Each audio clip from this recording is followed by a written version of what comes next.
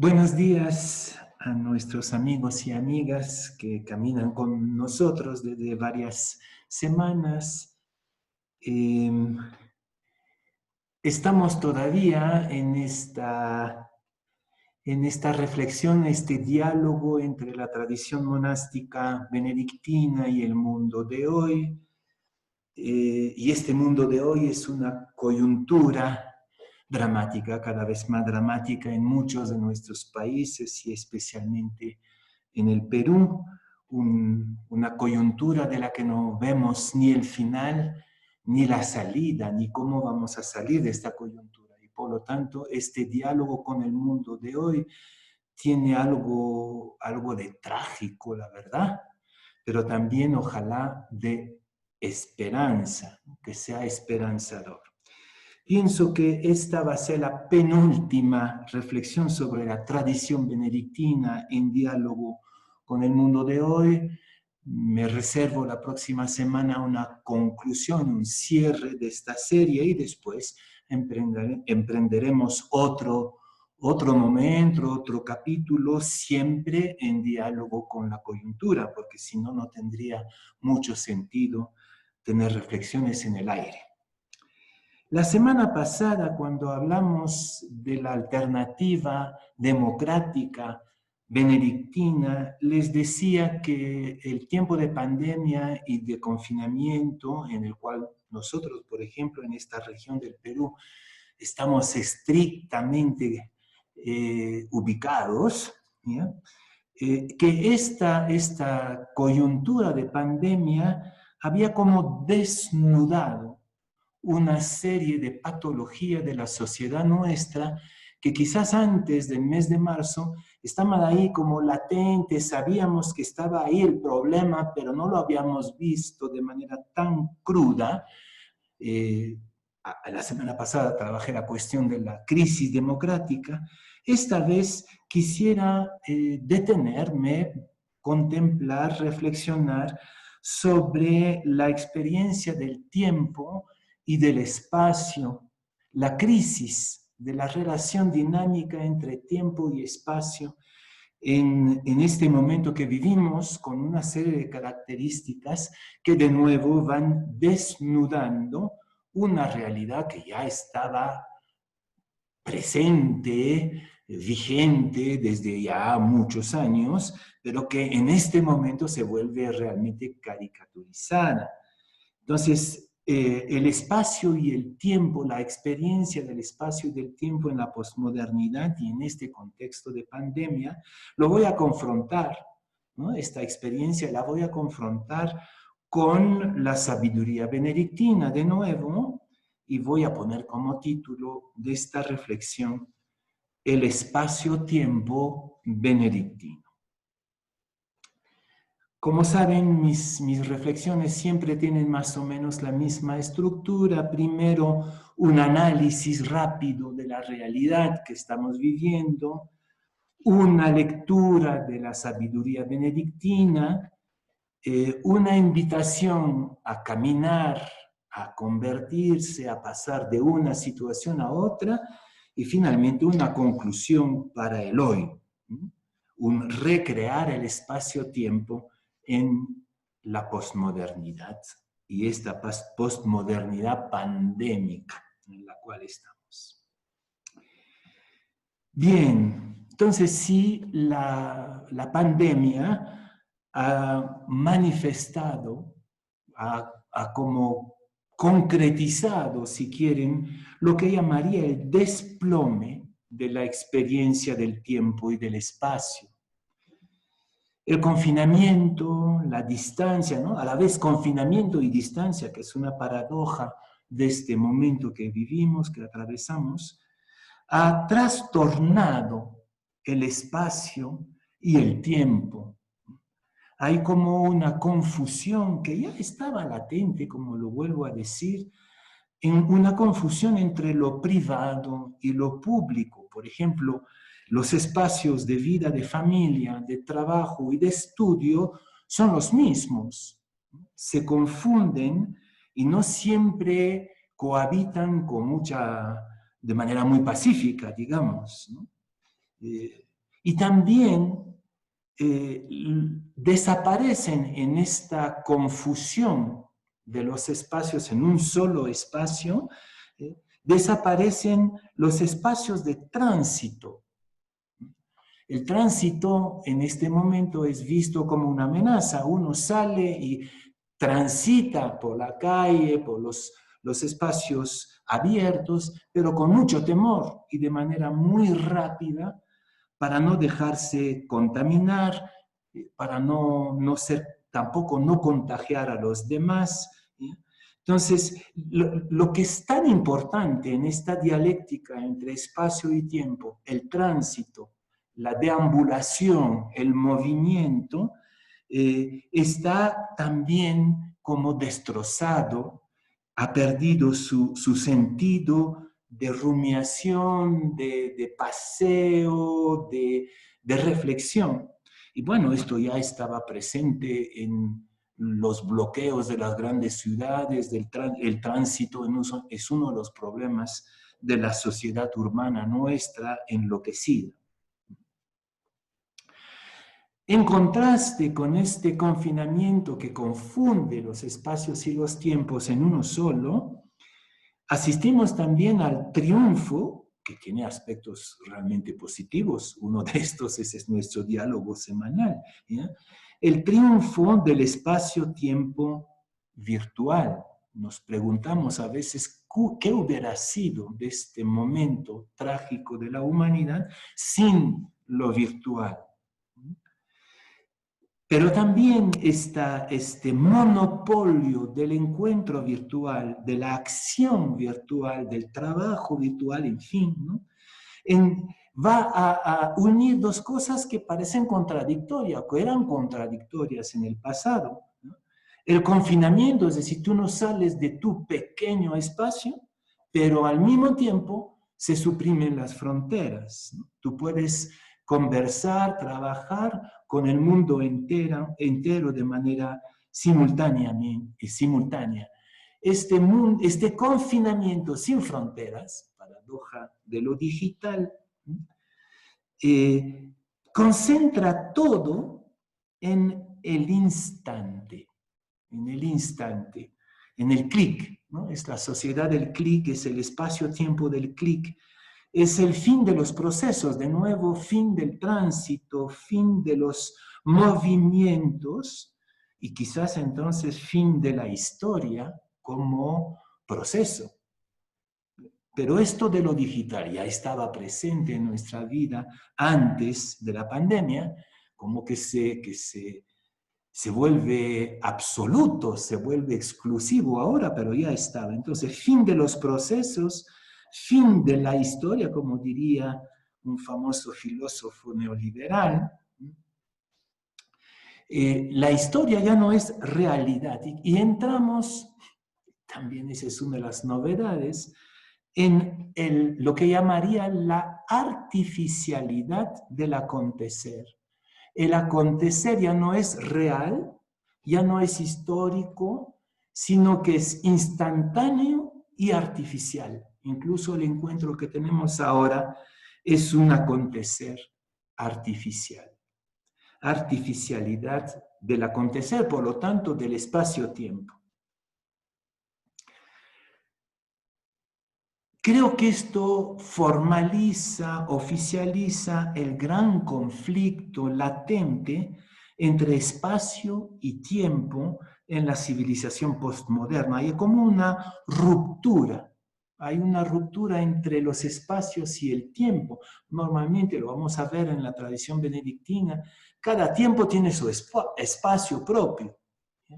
Pero en la civilización postmoderna, esto se ha roto, como que están en conflicto el espacio y el tiempo, y las cosas que tendrían que hacerse en un tipo de espacio se hacen en otro, en lo privado, en lo público, ya no sabemos ya muy bien dónde se hacen las cosas, dónde la acción humana tiene que ubicarse, es decir, tener su propio espacio. Hay un conflicto ya latente desde mucho tiempo, pero que se va agudizando. Y esta ruptura también marca la patología, diría yo, del vínculo. el vínculo entre los espacios y los tiempos, los movimientos, ¿no? La circulación. Hay un problema de circulación, no solamente de circulación automóvil en las grandes ciudades, sino de circulación del alma, de circulación de las relaciones según la diversidad de los tiempos y de los momentos y de las acciones.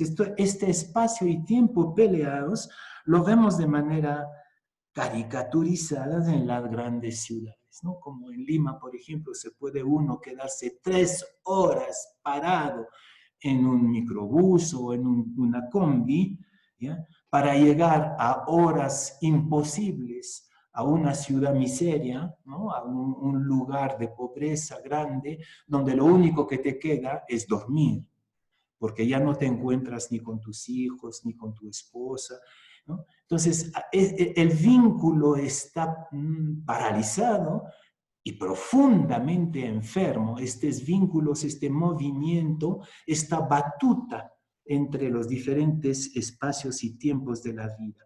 Y siento entonces que hoy más que nunca es urgentísimo reencarnar la vida, pasar de la artificialidad del acontecer a reencarnar la vida, devolver carne y hueso a la vida y para eso repensar y recrear el trío que es espacio, tiempo y tránsito, circulación, cómo volver a habitar los espacios, ¿no?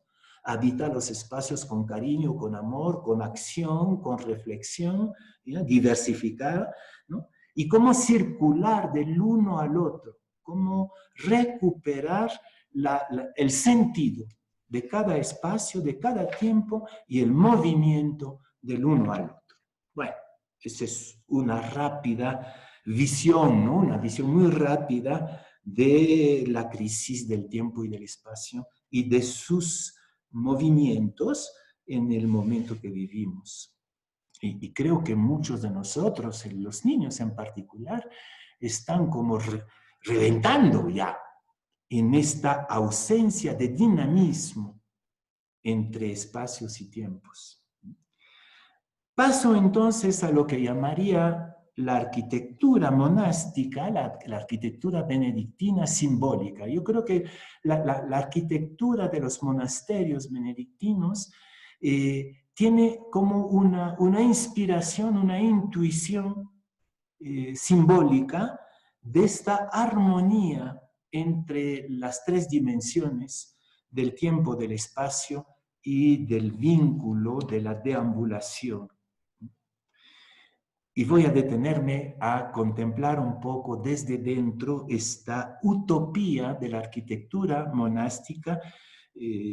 Si ustedes conocen algunos grandes monasterios del medioevo, por ejemplo, monasterios góticos o románicos, lo van a encontrar, esto que voy a contemplar con ustedes, lo van a encontrar de manera maravillosa, ¿no? En obras de arte extraordinaria. Yo creo que la utopía benedictina, de la arquitectura benedictina, es la Jerusalén celestial del Apocalipsis, ¿no? ¿Se acuerdan de esta ciudad ideal que baja del cielo como una novia preparada, ¿no?, para su esposo? Entonces, la Jerusalén celestial es la utopía de una sociedad según el corazón de Dios, de una ciudad, el monasterio como ciudad ideal, o mejor dicho, como ciudad utópica, según el corazón de Dios. Y el corazón de la arquitectura simbólica benedictina es el claustro. El claustro normalmente es una deambulación, ¿no? Es un cuadrado, cada costado, cada elemento del cuadrado es de igual dimensión, y saben que el cuadrado representa la perfección cósmica. La liturgia o la ritualidad andina, por ejemplo, tiene eso muy claro cuando pone la liglia para celebrar el rito andino. Es un cuadrado que representa, simboliza la perfección cósmica, la armonía del cosmos y por lo tanto la perfección del encuentro entre los humanos, la creación y Dios. El claustro representa simbólicamente esta perfección. Y el claustro es a la vez cubierto, tiene su techo con sus arcadas, sus arcos, y abierto, protegido, hay como algo de paz, protegido y abierto a un centro. Vamos a volver dentro de un momento a este centro del claustro, que simbólicamente realmente es lo más importante, es lo que va a ser la unidad. Entonces, el claustro es el cosmos reconciliado, armonizado entre creación, humanidad y divinidad y deidad, ¿ya? Y en este cosmos reconciliado, lo importante es el paseo. El monje, el benedictino, se va a pasear de un espacio al otro, y es interesante que cada uno de estos espacios que se conectan, que se integran con el claustro, ninguno de ellos ocupa el centro, ni siquiera la capilla. La capilla no es el centro del claustro, ¿ya? Es un espacio hacia donde se va desde la deambulación del claustro, pero de igual manera está ahí el oratorio, o la capilla, o la iglesia, está la biblioteca, que es el estudio, ¿no? El espacio del estudio, está el taller, que es el espacio del trabajo, ¿ya? Y está el comedor y la cocina, que es el espacio comunitario que normalmente en la arquitectura simbólica dialoga con el capítulo. El capítulo es el lugar donde la comunidad intercambia la palabra y el comedor es el espacio donde la comunidad comparte el pan. Entonces, estos dos espacios comunitarios, por igual, están dialogando de un polo al otro del claustro, y después tienen el oratorio, tienen la biblioteca, el estudio, ¿no? Y el trabajo. Pero ninguno de esos espacios, ninguno, ni siquiera el oratorio, lo repito, ocupa el centro. Cada uno tiene exactamente el mismo valor. El centro es otra cosa. Pero voy a volver a este centro porque claro que ahí está el secreto del misterio del espacio y del tiempo. También la arquitectura monástica va a prever dos espacios que no están alrededor del claustro, porque el claustro es la intimidad de la comunidad, es la Jerusalén celestial, ¿no? Pero va a haber dos espacios que son réplicas del claustro, ¿no? El espacio de la acogida, está ahí la portería, la puerta, la acogida, la hospedería, los locutorios, es decir, espacios de apertura al mundo y de acogida del mundo. Y lo interesante es que en la tradición monástica, este espacio de la acogida es separada del claustro, pero es como una réplica. Hay un pequeño claustro para que el mundo pueda hacer también esta experiencia de deambulación, ¿ya? Esta experiencia claustral, que es la unidad de los espacios y de los tiempos. Y la otra zona que no está directamente conectada con el claustro es la zona del descanso de los hermanos, y también esta zona del descanso de los hermanos normalmente es como una pequeña réplica del claustro, porque el claustro es la utopía, es decir, la unidad de los espacios, la reconciliación del cosmos, de la humanidad y de Dios en toda acción humana, incluso en el sueño. Entonces, por ahí va. Y entonces me van a decir, ¿y entonces qué cosa es el centro? ¿Qué cosa es el centro? Momento. Primero, quiero subrayar que la deambulación, el movimiento claustral, ¿no? Esta unidad de tránsito a la vez protegida y abierta del claustro, se hace en silencio. El centro es el silencio. El silencio y el vacío.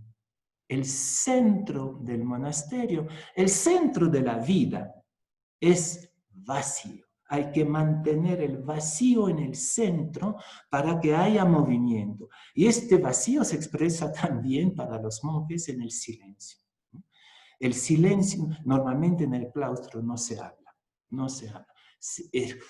Es como un silencio movedizo. En este momento en Chucuito hay mucho viento y creo que es como este silencio movedizo que da la vuelta al cosmos reconciliado, a la humanidad reconciliada con Dios, estos cuatro costados.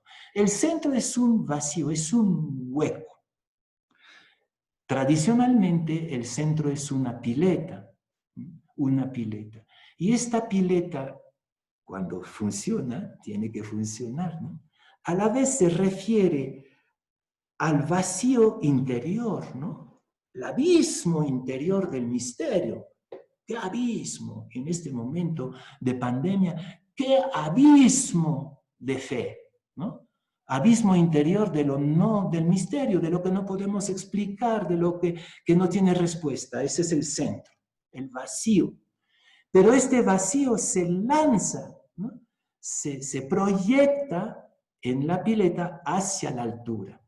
Entonces hay una tensión en el centro de la vida benedictina entre el abismo del vacío del misterio. Tú no puedes decir nada, no puedes ver a Dios, no puedes entender, no puedes ni siquiera soportar el sufrimiento y darle respuesta. Tu fe es un hueco.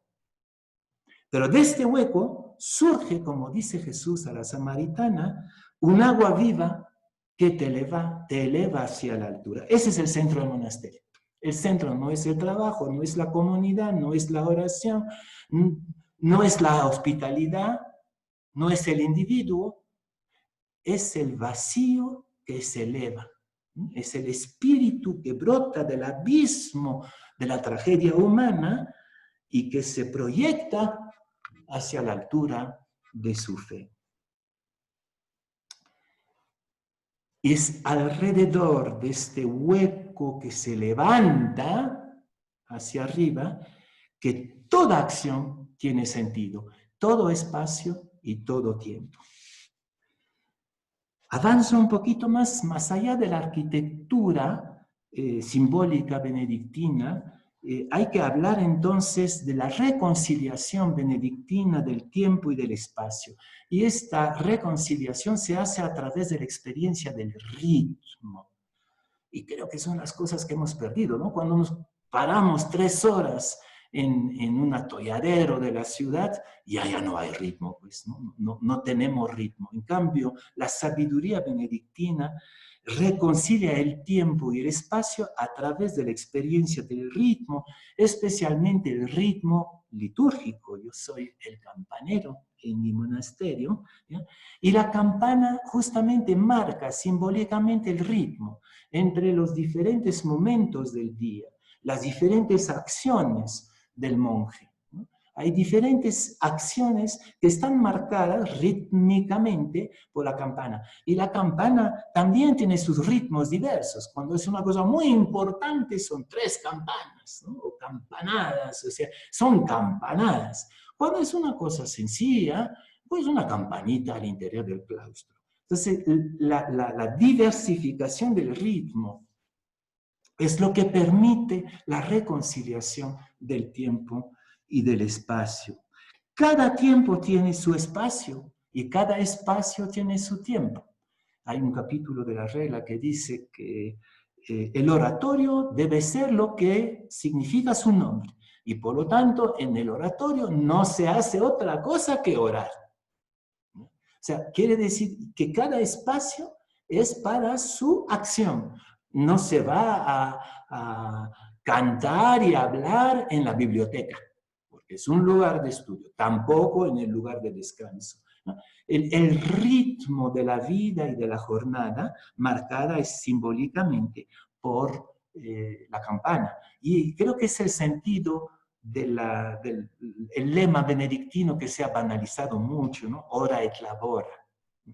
Bueno, son gente que a la vez oran y trabajan. Y es un poco pobre, la verdad. No, el ora et labora marca el ritmo de la vida humana y de su misterio alrededor del hueco, del vacío, del silencio.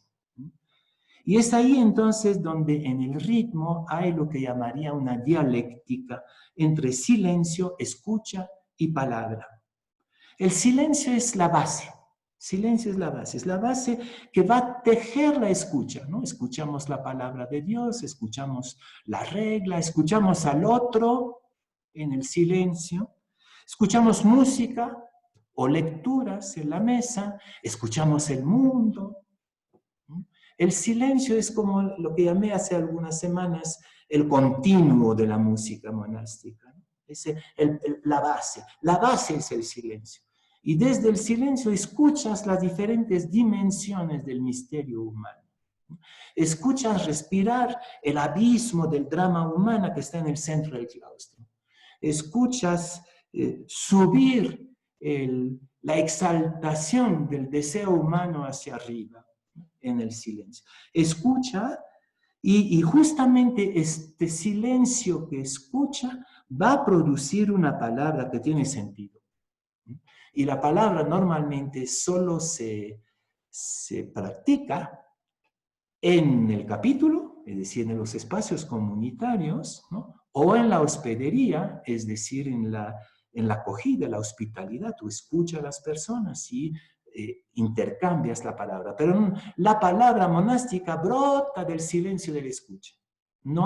La palabra no es primera, la palabra es última. Brota, surge del abismo del silencio que escucha el misterio de lo humano. Cada acción monástica tiene su hora y su lugar, su ritmo, tejido por el silencio. Esto es lo que llamamos la oración permanente. La oración permanente es estar constantemente en ese tejido del silencio que escucha. Y de ahí se abre al otro en una unidad de la diversidad. El claustro es una unidad con diversidad de acciones, de sensibilidades, de momentos. Y ahí es el sentido de la clausura del corazón, ¿no? La clausura del corazón es la experiencia de la intimidad, de la interioridad, a la vez comunitaria. La clausura es comunitaria y personal y solitaria. Hay una soledad comunitaria, una comunidad solitaria, ¿no? O sea, ese es el secreto benedictino. Entonces, la clausura es este abrazo de la interioridad. No es una exclusión, no es cerrado como una cárcel. Y quizás podríamos pensar justamente el confinamiento como clausura, es decir, como lugar de unificación, de interioridad, de intimidad entre comunidad y soledad. Comunidad y soledad.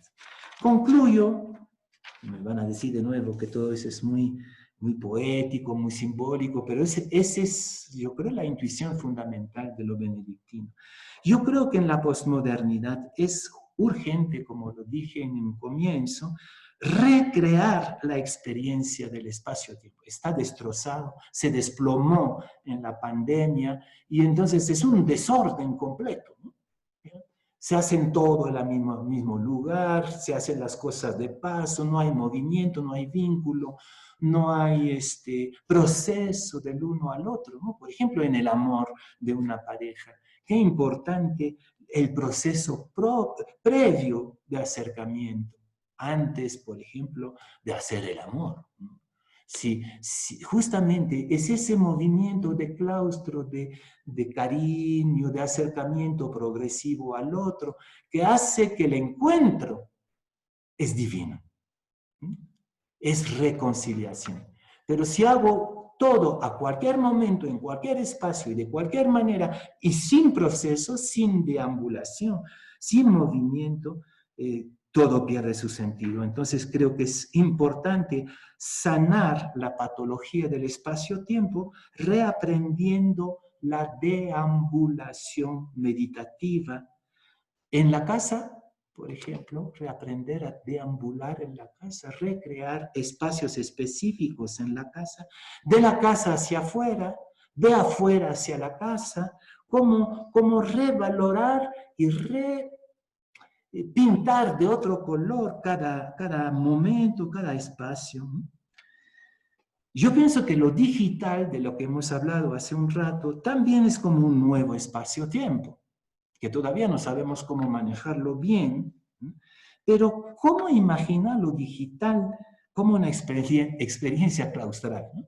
¿Recuerdan? El claustro es el cuadrado del universo reconciliado con la humanidad y con Dios. Es eso el claustro. Que tiene su techo, es decir, que tiene paz, protección, cobijo, pero que está abierto hacia el centro. El centro es el vacío, el silencio, el misterio.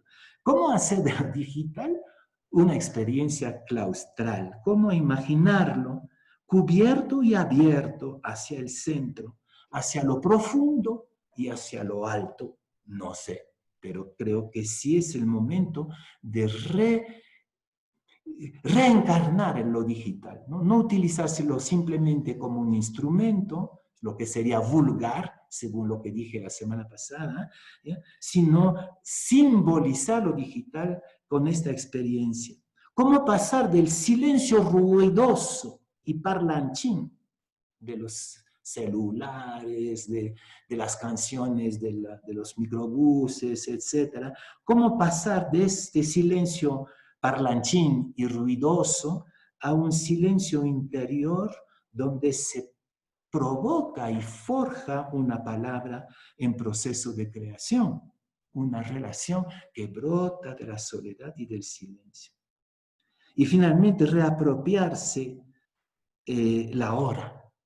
Difícil, ¿no? Muy difícil en el caos de la vida urbana, pero cómo reapropiarse la hora para cada acción humana, reapropiándose la ciudad. La ciudad nos ha esclavizado. Cómo reconquistar la ciudad, cómo reconquistar la casa. También la casa se ha caotizado, es un caos. No sé si la palabra existe, caosizado sería, ¿no? Pero cómo reapropiarse, cómo reconquistar la casa, la oficina, el taller, el transporte, el parque, la calle. Todo esto está en un destrozo total, incluso el parque y la calle. Tenemos miedo de la calle, tenemos miedo del parque. Estos lugares son laboratorios de la deambulación, de la circulación, de la meditación. Bueno, y finalmente reaprender a deambular consigo mismo, en sí mismo. Saber también dentro de uno mismo que hay un claustro, es decir, que hay diferentes espacios, que hay un centro vacío, profundo y alto a la vez, como una pileta, ¿ya? Y cómo deambular en el mundo, contemplándolo, ¿ya? Como si el mundo fuera un gran claustro reconciliado, donde estamos llamados a contemplar lo que está escondido, el misterio.